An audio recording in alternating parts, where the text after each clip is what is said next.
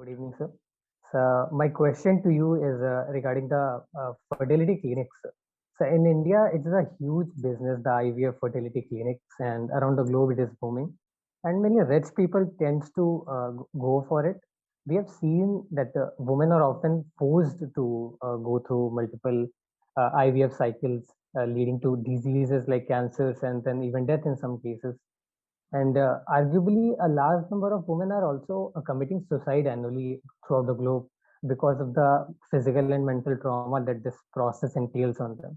So, like the technology, which initially promised that it is going to give something good to the human society and a positive thing, but it turns out later in the part the technology itself becomes the problem for us. So, how do we approve this evil from society?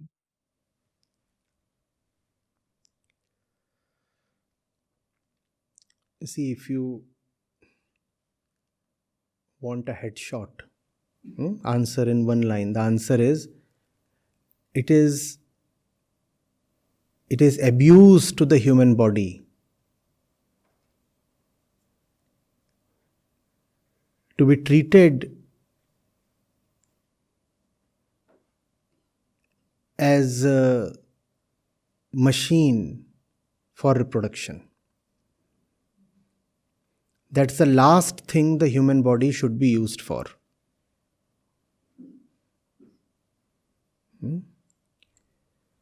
The function of reproduction must move out of the female body.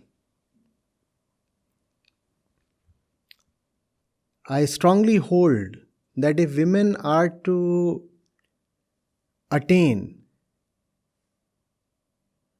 the rightful purpose of life, then they cannot squander their life energy on things like pregnancy.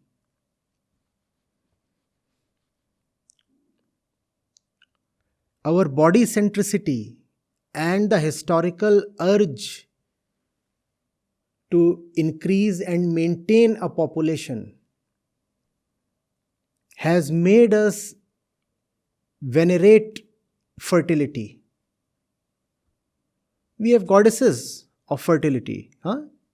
In cultures across the globe, we have had them. And why was that needed? That was needed because populations were small and disease was rife.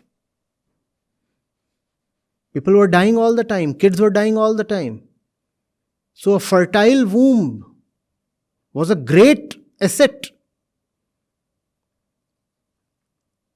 And wars were fought on manpower.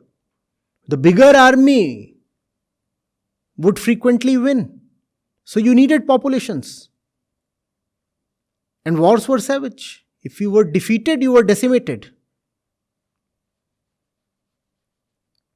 So that's the reason why in our culture and in all cultures, motherhood and fertility and pregnancy have become such hallowed things. We talk so fondly and so respectfully of motherhood, don't we? But please look at it without bias.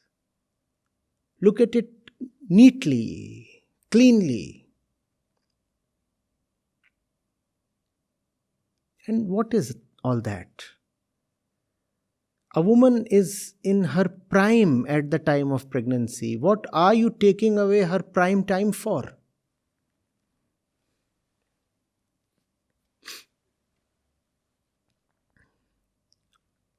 And keep the emotional arguments apart, please. Your emotions are a product of your conditioning.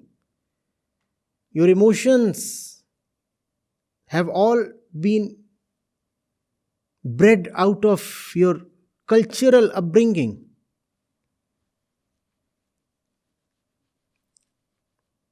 Please tell me, why should a human body be used as a machine to produce nutrition for another body? And that too for long periods, an year, sometimes more than a year.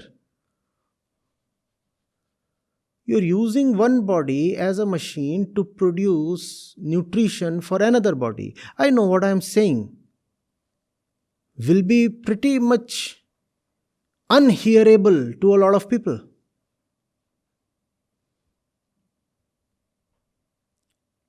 They will abuse me as being insensitive, inhuman, and everything. But I am speaking out of a certain sensitivity, please. Women constitute 50% of humanity. Let's not destroy them.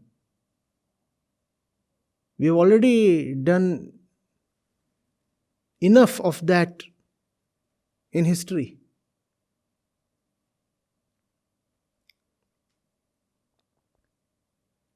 I mean, think of yourself.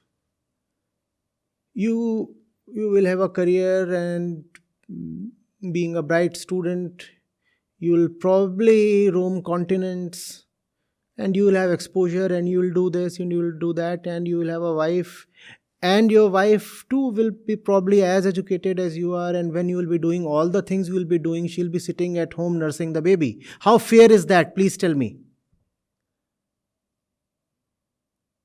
And can she really grow as a human being if her existence is tied to a baby? And not one baby, several babies.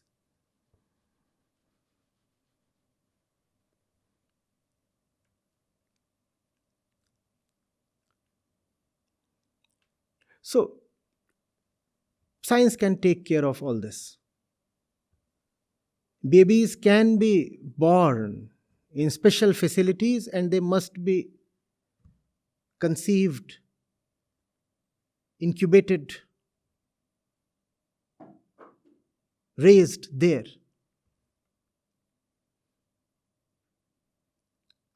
The mother's job must be to elevate the consciousness of the child. The mother should be a rightful teacher, not a birth giver. The task of giving birth must be accorded to science, because that's a mechanical function. And whatsoever is mechanical must be done by machines. But educating a child is not something a machine can do.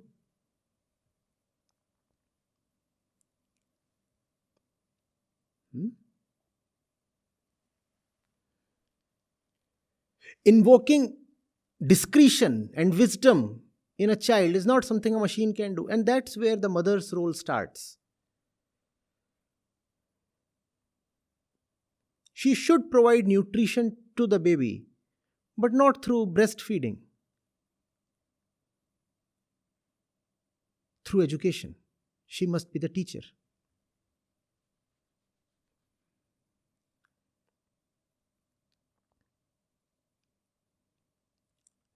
Are you getting it? The relationship between the mother and the child has to be one of consciousness, not one of the body.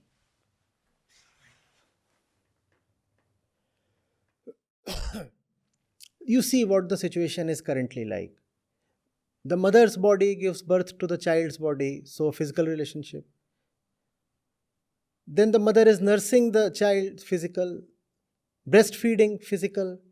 And in all this, the mother hardly has any concern for the kid's consciousness. She never could have any concern for her own consciousness. How will she have concern for the kid's consciousness? The result is a largely unconscious population on the planet that is destroying the planet itself.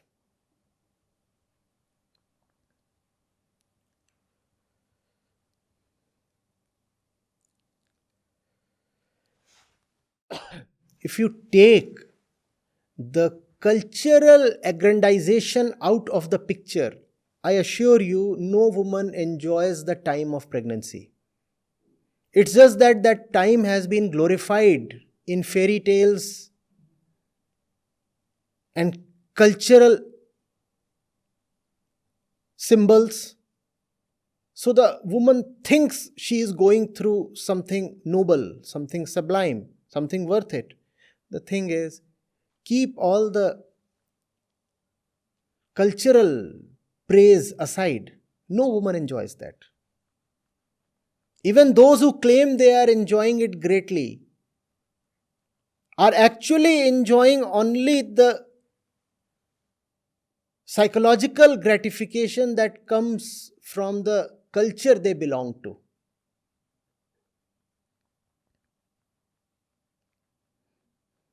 Nobody enjoys it. And the risk to her own life at the time of delivery. So many women die. Even if they don't die, they have to bear so much on their body. Why must all that be necessary? How is that contributing to the kid's quality of life? Please tell me. How is the kid going to have a better life if the kid emerges by tearing the mother's womb apart, as happens in a caesarean delivery? All that is largely unnecessary. The kid might as well have been brought home from a high-tech, dedicated, state-of-the-art medical facility. And the mother, in a healthy way, without having gone through the needless pains of pregnancy, would have received the child. And now the mother is in a better shape to nurture the child.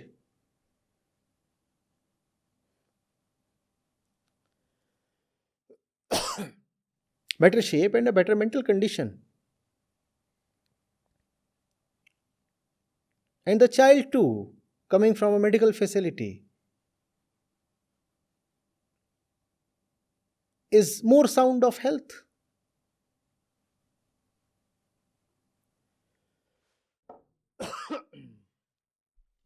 You see, we used to utilize human muscle to run vehicles, didn't we?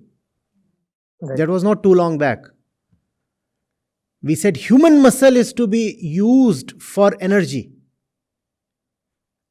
You wanted to do your laundry. What did you use for it? The human body. You use the human body to do your laundry, right?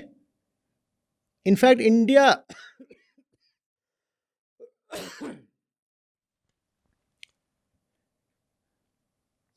developed a special caste just to do your laundry. You wanted to do your shoes. You used again energy from human muscles to do your shoes. Anything you wanted to do, you utilize the human body, right? Today you don't do that. So all the mechanical functions have moved out of the human body, have they not? Yes, sir. Yeah. So if all the mechanical functions can move out of the human body, why must childbirth not move out of the human body? And if you say what is to be done through the human body must be done only through human body, then let there be no machines. Let there be no solar energy or wind energy or nuclear energy. Let there be only muscular energy. Why do you burn fossil fuels? Run and carry all the load on your back. Because what has been traditionally done through the human body must be done through the human body. Traditionally, human beings have carried all the load on their backs. Don't even use animals. Just carry it on your own back. Because traditionally, that's what has happened. No tradition is sacred. Traditions exist for our sake. If one day we were using muscular energy and now we have freed our muscles, no? Similarly, till today we have been using the woman's womb. Let's liberate her of the womb. Just as you have liberated your muscles, liberate her womb as well. Let her be, please.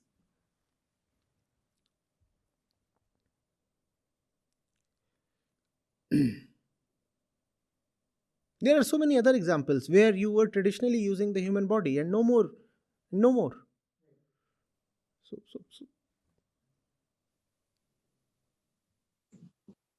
Sir, on the same line, I have a follow-up question, if you say. Sir, I recently read somewhere like this is the possible thing that a human baby can be conceived totally out of the human body. It is possible maybe to 5-10 years down the line. So they also will get the ability and capacity to change the characteristic of the child before the birth, where they can genetically modify the characteristic like physical strength or height and eye color, hair color, and intelligence also, maybe gender also. So obviously, rich people will be using these products. So will this not create a gap between the rich and poor and create a totally different race of rich people? No, Will this be a good thing for the like human civilization no, not really. collectively? You see, doing all this, you can at most give certain resources to the child. You can ensure the child is tall. Now, what is height? It's a resource. It does not guarantee anything. The purpose of life is elevation of consciousness, right? Machines cannot give high consciousness to the newborn. Using machines or using genetic engineering, you can at most modify or exaggerate the physical attributes of the child, right?